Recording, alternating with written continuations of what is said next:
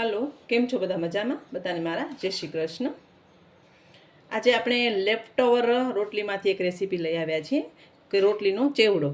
હવે તમને ખ્યાલ હશે કે ઠંડી રોટલી હોય છે એનામાં વિટામિન B12 ભરપૂર માત્રામાં હોય છે. જેને વિટામિન B12ની કમી હોય છે એ લોકો આ રોટલીનો ઉપયોગ કરે છે, ઠંડી રોટલી કે રાત્રે બનાવી હોય ને સવારે એનો ઉપયોગ કરે છે તો એને B12ની જે કમી છે એને એમાં મદદરૂપ થાય છે. તો આજે આપણે રોટલીનો ચેવડો બનાવશું. તેના માટે મેં રાત્રે બનાવીને રાખી હતી ઠંડી રોટલી છે. અને આ રેસીપી ગરમ રોટલી સાથે નહીં થાય, ઠંડી હશે તો જ થશે.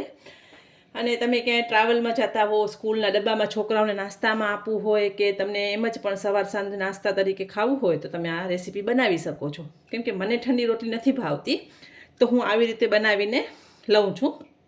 તો એના માટે મેં ઠંડી રોટલી રાત્રે બનાવી રાખી હતી એટલે ઠંડી થઈ ગઈ છે એકદમ. હિંગ છે, રાઈ અને જીરું છે, હળદર છે, મીઠું છે અને મરચું છે, સાથે તેલ છે. તો આપણે પહેલાં જે રોટલી લીધી છે એના આપણે નાના નાના પીસ કરી લઈએ. એવી જ રીતે મેં છાશવાળી રોટલીનો પણ વિડીયો આગળ અપલોડ કરેલો છે, તમને જોવું હોય તો તમે જોઈ શકો છો. કારણ કે રોટલી ઠંડી જેટલી હોય છે એટલી રોટલી સારી હોય છે. પણ મારા જેવા ઘણા લોકો હોય છે એને ઠંડી રોટલી નથી ભાવતી તો એ લોકો આ રીતે બનાવીને એનો ઉપયોગ કરી શકે છે.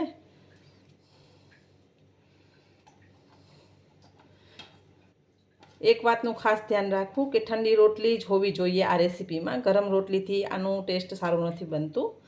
તો આપણે પીસ કરી લીધા છે. તો હવે આપણે રોટલીનો ચેવડો બનાવી લેશું. તો મેં એક કડાઈમાં થોડુંક તેલ લીધું છે. તેલ ગરમ થાય પછી આપણે આગળની પ્રોસેસ કરીએ. બહુ તેલની જરૂર નથી આમાં, થોડુંક ઓછું જ લેવાનું છે તેલ.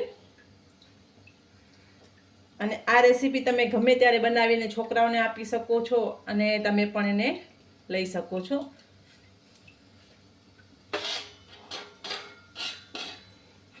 તો આપણે જોઈ લઈશું કે આપણું તેલ ગરમ થઈ ગયું છે.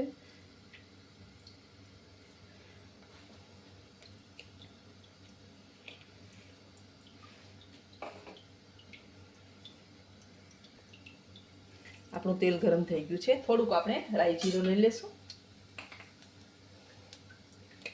સાથે આપણે થોડીક હિંગ લઈશું.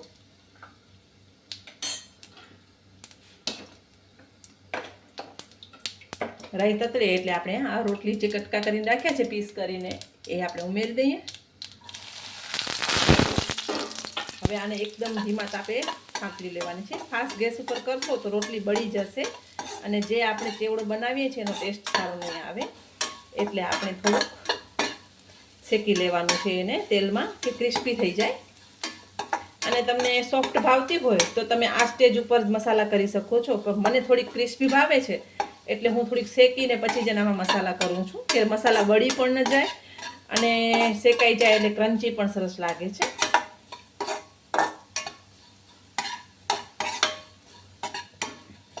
સવારે તમે સ્કૂલમાં છોકરાઓને નાસ્તામાં પણ તમે બનાવીને આપશો તો પણ છોકરાઓ ખાઈ લેશે.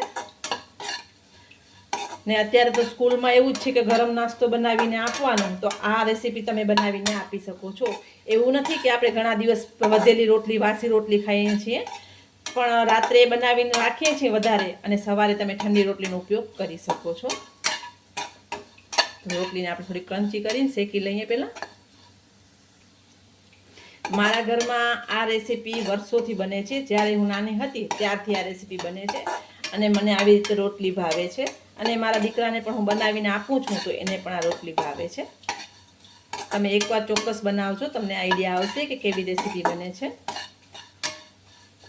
હવે આપણે મસાલા કરી દઈએ. થોડીક હળદર છે. રોટલીમાં મીઠું નાખેલું છે પણ છતાંય આપણે એવું હોય તો થોડુંક જ લેશું. અને મરચું પાવડર છે, તમારા ટેસ્ટ પ્રમાણે. વધારે તીખું ભાવતું હોય તો કરી શકો છો.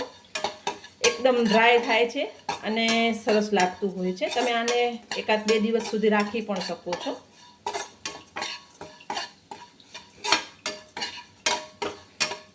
તો આપણે રોટલીનો ચેવડો તૈયાર છે. સર્વ કરી લેશું. તમે જોઈ શકો છો એકદમ સરસ ડ્રાય જ છે. તો તૈયાર છે આપણો લેફ્ટ ઓવર રોટલીમાંથી ચેવડો. જેને આપણે ઠંડી રોટલી કહીએ છીએ એનામાંથી આપણે સરસ ગરમા ગરમ નાસ્તો બનાવ્યો છે.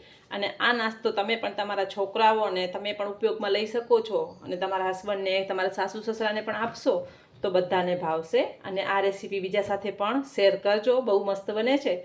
તો ચોક્કસ એકવાર તમારા ઘરે આ રેસીપી ટ્રાય કરજો. બધાને મારા જય માતાજી.